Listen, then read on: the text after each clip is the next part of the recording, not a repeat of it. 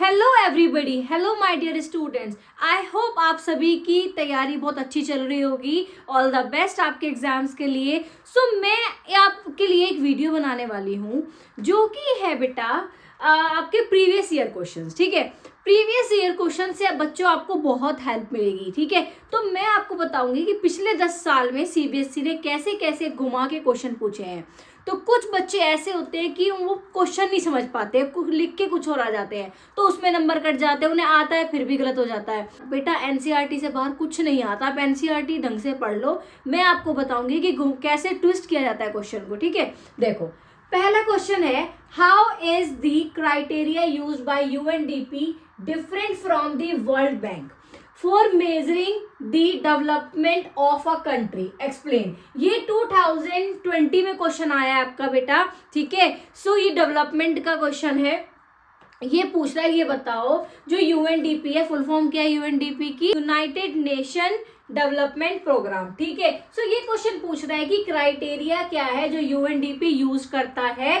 ठीक है, और ये डिफरेंट क्यों है वर्ल्ड बैंक से मेजर करने के लिए डेवलपमेंट ऑफ कंट्री के डेवलपमेंट के लिए यूएनडीपी क्या क्राइटेरिया यूज करता है और ये वर्ल्ड बैंक से डिफरेंट क्यों है। ठीक है, बेसिकली इस क्वेश्चन में आपसे पूछा गया है difference between SDI and world bank. ठीक है, next is what is the main criteria used by World Bank in classifying different countries as rich and poor countries?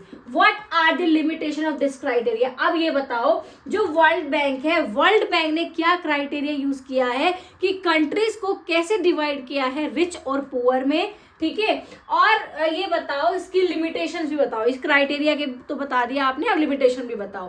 तो ये आया बेटा 2023 में क्वेश्चन।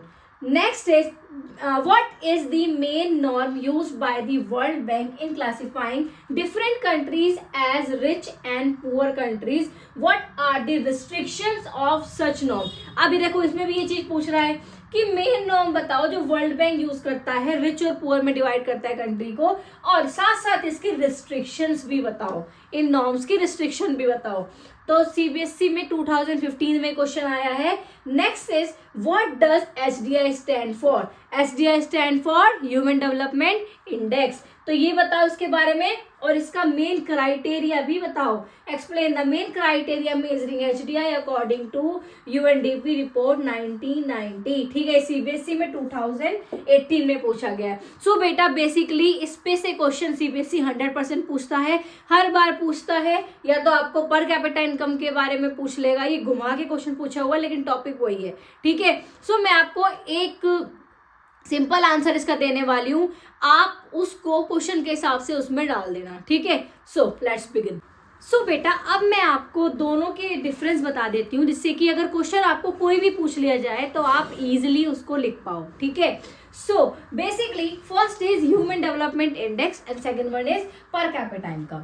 ह्यूमन डेवलपमेंट इंडेक्स जो यूएनडीपी है, UNDP क्या है बेटा? United Nation Development Programme. ठीक है, ये जो ह्यूमन डेवलपमेंट इंडेक्स है कौन सी ऑर्गेनाइजेशन देती है? वो देती है यूएनडीपी। और यूएनडीपी बेटा सब कुछ इंक्लूड करता है, पीसीआई हो आपका, हेल्थ स्टेटस हो या फिर एजुकेशन लेवल हो। ठीक है, हर लेवल पे कंपैरिजन के लिए इसके अंदर सब कुछ आता है। ठीक है, ये बहुत ज्यादा कॉम्प्रिहेंसिव होता है, और इसके अंदर बेटा सारा ओवरऑल डेवलपमेंट, चाहे वो इनकम के बेसिस पे हो, चाहे किसी भी पर्सन की हेल्थ के बेसिस पे हो। ठीक है, ओवरऑल डेवलपमेंट देखा जाता है कि भाई इनकम के बेसिस पे जो है पर्सन कैसे डेवलप कर रहा है, या हेल्थ स्टेटस डेवलप हो रहा है नहीं हो रहा। ठीक है, एम्प्लॉयमेंट अपॉर्चुनिटीज मिल रही है नहीं मिल रही, तो ये सब चीजें आती है। Real picture of development is given by criteria use by UNDP. UNDP जो क्राइटेरिया यूज करता है ह्यूमन डेवलपमेंट इंडेक्स, इसके द्वारा ही हमें रियल पिक्चर पता चलती है, असली हकीकत पता चलती है कि हाँ एग्जैक्ट हमारा डेवलपमेंट क्या हो रहा है, कितने लोग बेरोजगार हैं, बहुत सारी चीजें जो हैं वो हमें रियल पिक्चर देता है। कौन बेटा? Human development index. It is both material and non material. देखो मटेरियल और नॉन मटेरियल मटेरियल मीन्स खाली पैसे की बात करना, नॉन मटेरियल मीन्स बाकी और चीज भी हो, हेल्थ और जो एजुकेशन की बात हो, सब कुछ हो। अब देखो मटेरियल की बात भी करता है और ये हमारे बाकी चीज़ों की बात करता है। इससे क्या होता है बेटे, अब आपको ना जैसे कि कोई एजुकेशन की बात करें, आपको नहीं पता चलेगा एजुकेशन सेक्टर कितना इंप्रूव हो रहा है नहीं हो रहा है, ठीक है। तो उससे अगर आपको सारी चीज़ें जाननी है तो वो आपको कौन बताएगा, ह्यूमन डेवलपमेंट इंडेक्स। कौन बताएगा, ह्यूमन डेवलपमेंट इंडेक्स। अब बात कर ले हैं पर कैपिटा इनकम की। Per capita income World Bank categorise countries on just per capita income. जितनी भी वर्ल्ड बैंक कंट्रीज कैटेगराइज होती है वो किससे होती है बेटे, पर capita income. Average income hide the disparity. अब देखो एवरेज इनकम, फॉर एग्जाम्पल 4 लोग हैं, ठीक है, किसी की फर्स्ट पर्सन की 50 इनकम है, फिर सेकेंड की 50, उसकी भी चलो तीनों की 50-50 है, और फोर्थ पर्सन की 0 है, या फिर फिफ्थ पर्सन की 100 है, ठीक है। तो अगर आप इनका टोटल करते हो तो हम एवरेज इनकम इसमें कैसे निकालते हैं, 50, 200, 250, 250 बाय 250 बाय हमारा 5, ठीक है। तो आपका आंसर आ जाएगा। तो आप एवरेज निकालते हो इस तरीके से, पर इसकी 0 भी तो है ना बेटे, इसको यहाँ पे इंक्लूड ही नहीं किया जाता। बेटे बेसिकली एवरेज इनकम मतलब पर कैपिटा इनकम बात करता है सिर्फ हमारी मटेरियल चीजों की, ठीक है। नॉन मटेरियल चीजें इसमें नहीं आती है। तो इसमें it is just a material criteria for the comparison. आप से कंपेयर कर सकते हो मटेरियल पे, ठीक है। आप कोई देखो, ये ऐसा भी तो हो सकता है ना, कोई ज़्यादा पैसे वाला है, ठीक है, आपको बहुत इजी एग्जांपल देती हूँ। कोई बहुत ज़्यादा पैसे वाला है, ठीक है, वो उसकी सोच बहुत पिछड़ी हुई है, ठीक है। वो चाहता है कि भाई मैं अपनी लड़कियों को नहीं पढ़ाऊंगा चाहे मेरे पे कितना ही पैसा हो। लेकिन बेटा ऐसा भी हो सकता है कि भाई जिसके पास ज़्यादा पैसा हो वो नहीं पढ़ाना चाहता, तो सोच की बहुत बड़ी चीज़ होती है। तो इसमें बेटा सिर्फ यहाँ पे पैसों की ही बात होगी, पैसा होगा तो चीज़ें होंगी, नहीं होंगी तो नहीं होंगी। तो ये इस सिर्फ मेटीरियल चीज़ों पे चलता है। It does not include overall development. इसके अंदर ओवरऑल डेवलपमेंट नहीं होता, इसकी बहुत छोटी सोच है, सिर्फ ये पैसों के ही पॉइंट ऑफ व्यू से सोचता है। आपको इसी तरह से डिफरेंस मैंने बहुत ईजिली समझा दिया है, इसलिए ही आपको ये चीज़ें देखनी है। रियल पिक्चर देता है और इसमें सारा ओवरऑल डेवलपमेंट नहीं देता है, लेकिन human development index overall development देता है, ठीक है। और इसमें एक और चीज मैं आपको बता दूं कि इस तरीके से आप अगर डिफरेंस लिख के आओगे तो आपको ज़्यादा मार्क्स मिलेंगे। अगर आप जैसे मैंने आपको क्वेश्चन बताए अलग अलग तरीके, उन सबके आंसर है इसके अंदर, ठीक है। आप हर तरह, और हाँ जो हमारे लोग हैं ना वो यूएनडीपी को ज़्यादा वो नहीं सोचते, वो पर कैपिटा इनकम पे बिलीव ज़्यादा करते हैं। बट बेटा इंपॉर्टेंट हमारा ह्यूमन डेवलपमेंट इंडेक्स है। ओवरऑल डेवलपमेंट होना जरूरी है, खाली पैसों के ऊपर ही नहीं, ठीक है। सिर्फ खाली पैसों के ऊपर ही निर्भर नहीं होना चाहिए, लोगों की हेल्थ भी जरूरी है, एजुकेशन भी जरूरी है, लड़का लड़की में भेदभाव नहीं होना चाहिए, ठीक है। आई होप आपको ये क्लियरली समझ में आ गया होगा। जैसे क्वेश्चन ट्विस्ट करके पूछ रहा है ऐसे ही आपको आंसर ट्विस्ट करके लिखना है, यही आंसर है उसके, ठीक है। ह्यूमन डेवलपमेंट इंडेक्स होगा तो आप पर कैपिटा इनकम तो नहीं लिख दोगे ना। तो आप क्लियर पिक्चर देख लो इनकी कि कैसे कैसे इसमें मैंने आपको पढ़ाया है, नोट्स बनाओ और ऐसे इस तरह से ही आप एग्जाम में लिख के आना। कहीं मार्क्स नहीं कटेंगे आपके, 100% मार्क्स आएंगे आपके, ठीक है। Next question is how is the issue of sustainability important for development, ठीक है। सस्टेनेबिलिटी इंपॉर्टेंट क्यों है हमारे डेवलपमेंट के लिए, हमारे देश के डेवलपमेंट के लिए। Explain with the 3 example, 3 examples के साथ समझाओ, ठीक है। ये क्वेश्चन आया है बेटा 2018 में, 2019 में एंड 2014 में, ठीक है। सो इस साल भी आ सकता है। देखो सबसे पहले सस्टेनेबिलिटी मतलब क्या होता है, आपने बुक में पढ़ा है ना सस्टेनेबल डेवलपमेंट। देखो सस्टेनेबिलिटी मतलब होता है कि आप अगर कोई भी चीज़ का इस्तेमाल कर रहे हो उसको ओवर एक्सेसिव यूज़ मत करो, फ्यूचर के लिए सेव करके चलो, और अगर कुछ भी आप चीज़ इस्तेमाल कर रहे हो उसका आपके एनवायरनमेंट पे हार्म ना हो, ठीक है। चलो पढ़ते हैं द इशू। पहले तो आप क्वेश्चन में से ही जो लिखा होता है उसी को लिख दिया करें, ठीक है। The issue of sustainability is vital for development as it ensures that current needs are met without compromising the ability of future generation to meet theirs, ठीक है। जो आपकी करंट नीड है आप उसको एक्सेसिव ऐसा ना हो कि आप अपनी सारी चीज़ें पूरी करे जा रहे हो, जितना करना चाहिए उससे भी ज़्यादा आप यूज़ कर रहे हो, तो उससे क्या होगा फ्यूचर जनरेशन पे बहुत ज़्यादा इफेक्ट पड़ने वाला है, ठीक है। 3 एग्जाम्पल के साथ बोला था, आप ये 3 एग्जाम्पल लिखोगे एग्जाम में। कंजर्वेशन ऑफ रिसोर्सेज, ठीक है, कंजर्वेशन ऑफ रिसोर्सेज मीन्स जैसे कि मैंने अभी आपको बताया रिसोर्सेज का ना आप अच्छे से इस्तेमाल करो, ठीक है। ऐसा देखो होता है ना कि सब लोग पेड़ देखा होगा कि फॉरेस्ट को बिल्कुल ख़त्म कर देते हैं, ठीक है। उससे क्या होगा, डिफॉरेस्टेशन होगा, डिफॉरेस्टेशन होने के कारण बहुत सारे नुकसान होते हैं, ठीक है। So basically conservation of resources है कि रिसोर्सेज इतना यूज़ करो जितना कि आपके पास आप कर सकते हो, एक्सेसिव उसको वेस्ट मत करो, क्योंकि हमारे पास जो आपको पता है रिसोर्सेज दो होते हैं, एक होते हैं रिन्यूएबल, दूसरे होते हैं नॉन रिन्यूएबल। तो आप रिन्यूएबल को तो कर ही रहे हो, हाँ, और नॉन रिन्यूएबल भी इफेक्ट हो रहा है।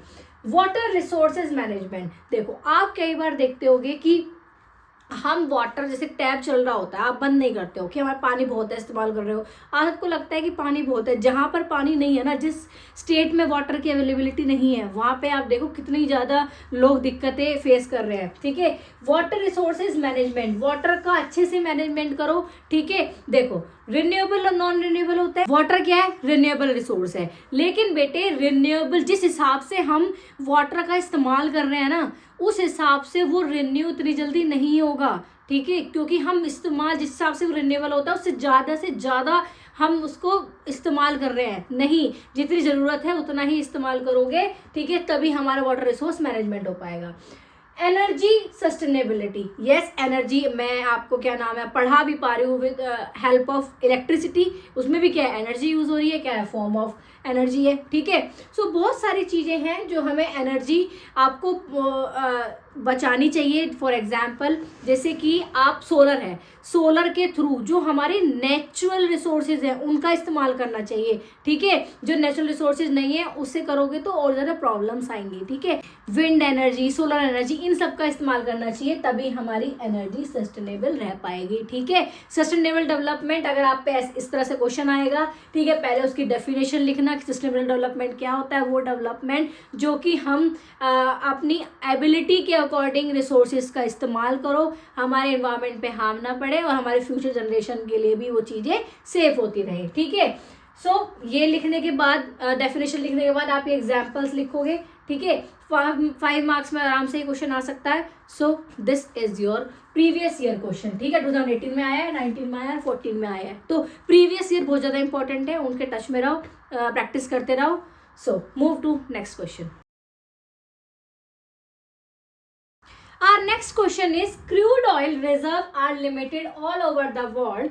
क्रूड ऑयल जो होता है बेटा हमारे पास जो है लिमिटेड है। क्रूड ऑयल कौन सा होता है, जो हमें धरती से मिलता है, ठीक है, रॉ ऑयल, ठीक है, उसको हम बोलते हैं crude oil. If people continue to extract it at the present rate, the reserve would last only 35 to 40 years more. Explain any 3 ways to solve the problem. ये बोल रहा है कि जो क्रूड ऑयल है जो कि हमें धरती से मिलता है, दैट इज रॉ ऑयल, तो उसके बाद रॉ ऑयल मिलने के बाद तब हम फ्यूल के प्रोडक्ट बनाते हैं। सो अगर जिस हिसाब से हम अब फ्यूल को यूज़ कर रहे हैं, अगर ऐसे ही यूज़ करते रहे तो 35-40 साल में ये ख़त्म हो जाएगा, ये और नहीं चलने वाला। तो ये इसको सॉल्व करने के लिए इस 3 वेज बताओ कि इस प्रॉब्लम को सॉल्व कर सकते हैं, ठीक है। So crude oil is non renewable resource of energy, yes हमें पता है कि क्रूड ऑयल जो है नॉन रिन्यूएबल रिसोर्सेज है, रिन्यू बार बार नहीं हो सकता है, that is why it is non renewable resources. इसको बनने में मिलियंस ऑफ ईयर्स लगते हैं, ठीक है। It take millions of years for the formation of this fuel, ठीक है, और डिप्लेशन भी कॉज करता है, और ऐसे ही यूज करते रहे तो बहुत ज़्यादा क्रूड ऑयल की स्कार्सिटी होने वाली है, कमी होने वाली है, ठीक है। अब क्या क्या वेज है जिससे कि हम इसको सही से प्रॉब्लम को सॉल्व कर सकते हैं, that is we should move to renewable source of energy. हमें रिन्यूएबल सोर्सेज ऑफ एनर्जी को तरफ मूव करना चाहिए। जितना हम देखो रिन्यूएबल सोर्सेज कौन से होते हैं, जो बार बार हम रिन्यू कर सकते हैं, बार बार इस्तेमाल कर सकते हैं, बार बार वो एनर्जी रिन्यू हो सकती है, that is renewable resources. For example solar आप सोलर यूज कर सकते हो, देखो धूप आती है, ठीक है, डेली निकलती है, so that will help for solar, ठीक है। सो ये भी है रिन्यूएबल हो गया कि जो चीज़ बार बार रिन्यू हो सकती है उस चीज़ को इस्तेमाल करो। पब्लिक ट्रांसपोर्ट को इस्तेमाल करो, बसेस, ट्रेन, और आज के टाइम पे तो बेटे मेट्रो आ गई है, इतनी बढ़िया बढ़िया मेट्रो आ गई, कोई प्रॉब्लम ही नहीं होती है कहीं आने जाने में। तो क्यों अलग अलग गाड़ी में जाना है, क्यों एक बंदे को, घर में 5 बंदे हैं तो सबको अलग अलग गाड़ी चाहिए, 5 होके अलग अलग जाएंगे, नहीं बेटे। जो चीज़ कम खर्चा कर रही है, ठीक है, उस पे करो। क्योंकि अगर इस तरह से आप फ्यूल यूज़ करते रहेंगे ना हम लोग इस तरह से, तो फिर आने वाले 35-40 साल में ये चीज़ें ख़त्म होने वाली है, या आपको नहीं मिलेगा फिर, ठीक है। इसलिए बोला जाता है कि पब्लिक ट्रांसपोर्ट का यूज़ करो, बसेस का इस्तेमाल करो, ट्रेन है जहाँ पर एक ही बस में, एक ही ट्रेन में इतने सारे लोग जा सकते हैं, कार में कम जा सकते हैं, तो उस चीज़ को अवॉइड करो। Use of cycle wherever possible, yes, cycle का यूज़ करो, साइकिल का इस्तेमाल करो। साइकिल चलाना आपकी हेल्थ के लिए भी अच्छा है। अब जिम में तो जाते हो आप साइकिल करने के लिए, वैसे साइकिलिंग नहीं करोगे, वैसे आपको शर्म आएगी कि हाँ साइकिल चलाना। नहीं बेटे, साइकिल चलाना सबसे बढ़िया बात है, ठीक है। जो चीज़ फ़ायदा देती है उसमें जाओ, ठीक है, ज़्यादा खर्चे की साइड नहीं जाना चाहिए। इसमें आपकी अमीरी और गरीबी नहीं दिखती है, ठीक है। इस सोच को बदलो, रिन्यूएबल रिसोर्स की तरफ जब हम बढ़ेंगे तभी हमारा ये चीज़ ठीक हो पाएगा, वरना ये आने वाले टाइम में बहुत चीज़ें स्पॉइल कर देगा। सो ये क्वेश्चन आपका आया था प्रीवियस 2018 में, 19 में, ठीक है। तो घुमा कर भी आ सकता है इस बार ये क्वेश्चन, तो ध्यान रखना क्योंकि ये इंपॉर्टेंट टॉपिक है क्रूड ऑयल। क्योंकि आजकल आप देखते हो ना बस इनके बस वगैरह के कंपैरिजन में ये कितना लोग गाड़ियाँ चला रहे हैं, गाड़ियाँ उसमें क्या नाम है आपके बाइक वगैरह ये सब, ठीक है। सो ट्रैवल करना बहुत कम कर दिया। साइकिल आप बहुत रेयर देखते होंगे, आज के टाइम में लोग चलाते ही नहीं है। सो ये बहुत इंपॉर्टेंट टॉपिक है, ठीक है। सो आगे बढ़ते हैं क्वेश्चन की तरफ। Next question is consequences of the environmental degradation do not respect national or state boundaries. Yes, जो हमारे consequences मतलब result है, जो भी environmental degradation के जो result होते हैं वो आपके सिर्फ national और state boundaries तक ही नहीं रहते हैं बल्कि all over the world तक फैलते हैं। Explain, इस चीज को explain करो।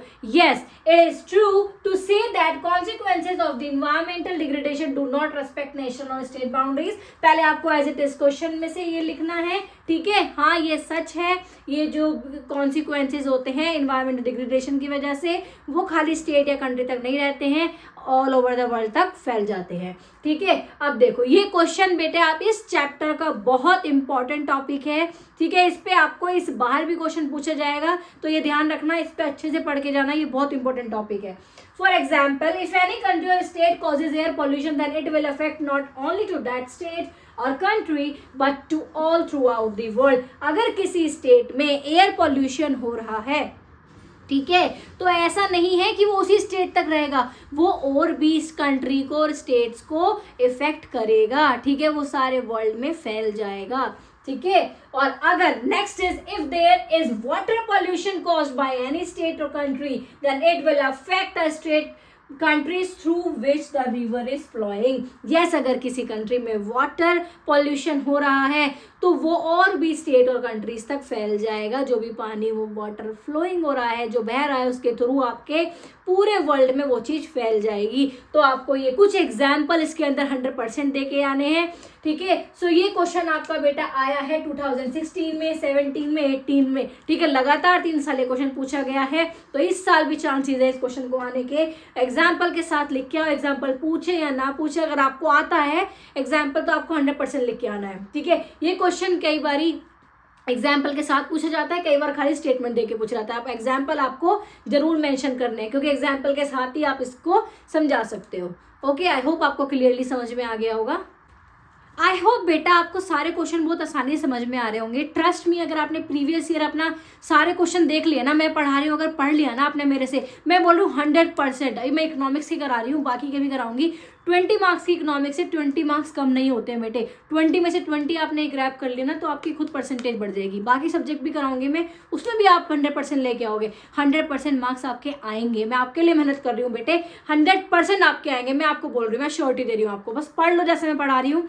प्रीवियस ईयर बहुत हेल्प करेंगे आपको ज़्यादा अच्छे मार्क्स लाने के लिए, ठीक है। 90 से कम नंबर नहीं आने वाले आपके, देखना आप, ठीक है। सो आई होप आपको क्लियरली सारे टॉपिक समझ में आ रहे होंगे। मेरी सारी वीडियो देखो, आपके लिए ही कर रही हूँ, बहुत शॉर्ट में, ज़्यादा बड़ा नहीं, लंबा नहीं पढ़ा रही हूँ, ठीक है। बहुत ईजी लैंग्वेज में, बहुत आसानी से पढ़ा रही हूँ। वीडियोस देखो, आपके अच्छे के लिए मेरा वीडियो बनाने का मोटिव यही है कि आप तक आसानी तक कंटेंट पहुँच जाए और आपके मार्क्स अच्छे आएँ। देखो, मार्क्स से बेटर होता है, मार्क्स से ज़्यादा अच्छा होता है कि आपकी नॉलेज कितनी है। बट पेरेंट्स जो डिपेंड होते हैं, कुछ पेरेंट्स ऐसे होते हैं कि मार्क्स से मतलब होता है, तो उनको इनकी खुशी के लिए भी और अपनी खुशी के लिए भी खुश होके पढ़ो, बिल्कुल ध्यान लगा के पढ़ो, एक बार कंसेप्ट समझ में आ जाएगा ना तो मार्क्स अपने आप आ जाएंगे। ठीक है, मार्क्स फोकस मत रखो, फोकस रखो कि मुझे कंटेंट डीपली अच्छे से पढ़ना है, क्लियर करके पढ़ना है। ज़्यादा पढ़ने से अच्छा है कम पढ़ के अच्छे मार्क्स आ जाते हैं। ठीक है, ज़्यादा घिच पिच पढ़ोगे ना तो मार्क्स सब खराब हो जाता है, जो पढ़ा लिखा भी सब बेकार हो जाता है। ठीक है, so I hope you like the video. Please do like, share and comments on my video. Please do subscribe my channel for more information, for more informative videos. ठीक है, so I hope you like it. All the best all my dear students, all my 10th students. मेहनत करो, 100% marks आएंगे आपके। मैं हूँ आपके साथ, सारा कंटेंट अच्छे से अच्छा आपको दूंगी। So all the best.